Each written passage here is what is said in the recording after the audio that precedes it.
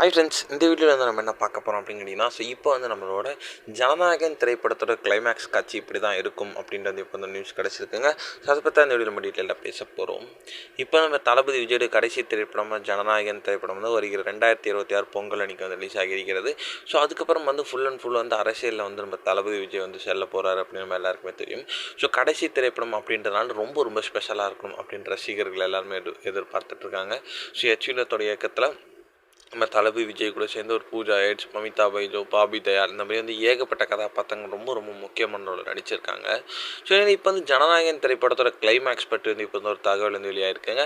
அதாவது ஜனநாயகன் திரைப்படத்தோட கிளைமேக்ஸ் காட்சியில் வந்து நம்மளோட தளபதி விஜயோட சண்டை காட்சி வந்து சட்டை சபை முன்னாடி வந்து நடக்கிற மாதிரி வந்து ஒரு ஃபைட் சீன் இருக்கான். ஸோ அந்த ஃபைட் சீன் முடிச்சிட்டோன்னே வந்து சட்டசபையில் வந்து ஆவேசமாக வந்து ஒரு டைலாக்ஸ் மாதிரி பெரிய டைலாக் ஒன்று லென்த்தி டைலாக் இருக்குது அப்படின்னு சொல்லப்படுது. ஸோ இந்த ஒரு விஷயம் வந்து கண்டிப்பாக ஜனநாயகன் திரைப்படத்தில் இடம் பெற்றுச்சுன்னா ரொம்ப சூப்பராக இருக்கும் அப்படின்ற எந்த ஒரு சந்தேகமும் இல்லை. ஸோ இந்த ஒரு விஷயம் தளபதி ஃபேன்ஸ் பற்றியில் ரொம்ப ட்ரெண்டிங்காக போயிட்டுருக்கு.